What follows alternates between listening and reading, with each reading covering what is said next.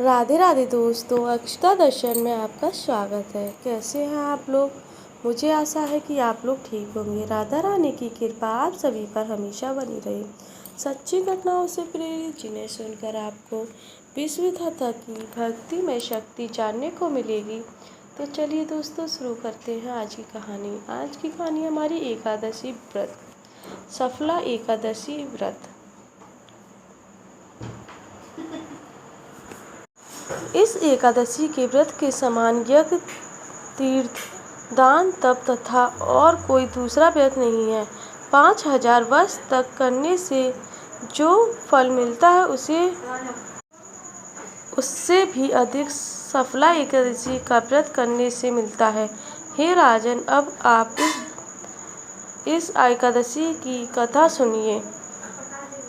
चंपावती नगरी में एक महिष्मा नामक का राजा राज्य करता था। उसके 4 पुत्र थे। उन सब में लुम्पक नामक वाला बड़ा पुत्र महापापी था। वह पापी सदा पर स्त्री और वेश्या तथा दूसरे बुरे कर्मों में अपने पिता का धन नष्ट किया करता था। सदैव ही देवता, ब्राह्मण, वैष्णव की निंदा किया करता था। जब राजा को पहले बड़े पुत्र के जैसे कुकर्मों का पता चला तो उन्होंने उसे अपने राज्य से निकाल दिया। तब वह विचार करने लगा कि कहाँ जाऊँ, क्या करूँ। अंत में उसने चोरी करने का निश्चय किया। दिन में वह वन में रहता और रात्रि को अपने पिता की नगरी में चोरी करता तथा राज्य को तंग करने लगा। उन्होंने मारने का कुकर्म करता। कुछ समय पश्चात सारी नगरी भयभीत हो गई। वह वन में रहकर पशु आदि को मारकर खाने लगा। नगरी और राज्य के कर्मचारी उसे पकड़ लेते किंतु राजा के भय से छोड़ देते। वन के एक अति प्राचीन विशाल पीपल का वृक्ष था। लोग उसकी भगवान के समान पूजा करते थे। उसी वृक्ष के नीचे वह महापापी लुम्पक रहा करता था।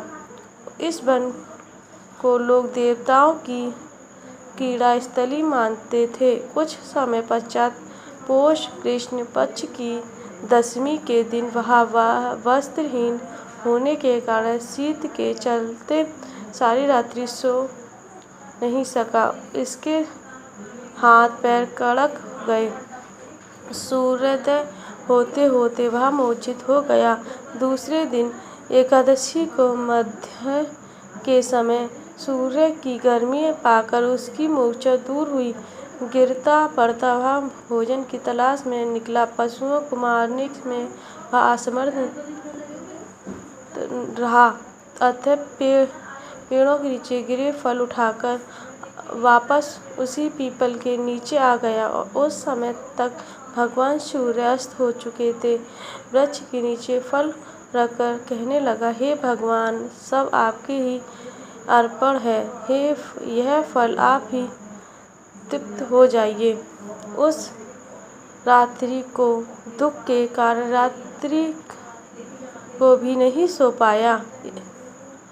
उसके इस उपवास और जागरण से भगवान अत्यंत प्रसन्न हो गए और उसके सारे पाप नष्ट हो गए। दूसरे दिन प्रातः एक अति सुंदर घोड़ा अनेक सुंदर वस्तुओं से सजा हुआ उसके सामने आकर खड़ा हो गया।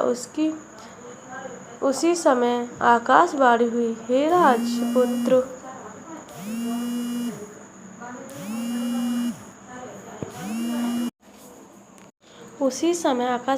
कि हे राजपुत्र, श्री नारायण की कृपा से तेरे पाप नष्ट हो गए हैं। अब तू अपने पिता के पास जाकर राज्य प्राप्त कर। ऐसी वाणी सुनकर वह अत्यंत प्रसन्न हुआ और दिव्य वस्त्र धारण करके भगवान आपकी जय हो कहकर अपने पिता के पास गया। उसके पिता ने प्रसन्न होकर उसे समस्त राज्य का भार सौंप दिया और वन का रास्ता लिया। अब लुम्पक शास्त्रानुसार राज करने लगा। उसकी स्त्री, पुत्र आदि सारा कुटुंब भगवान नारायण का परम भक्त हो गया। वृद्ध होने पर वह भी अपने पुत्र को राज्य का भार सौंपकर वन में तपस्या करने चला गया और अंत समय में वैकुंठ को प्राप्त हुआ। अतः जो मनुष्य इस परम पवित्र सफला एकादशी का व्रत करता है उसे अंत में मुक्ति मिलती है।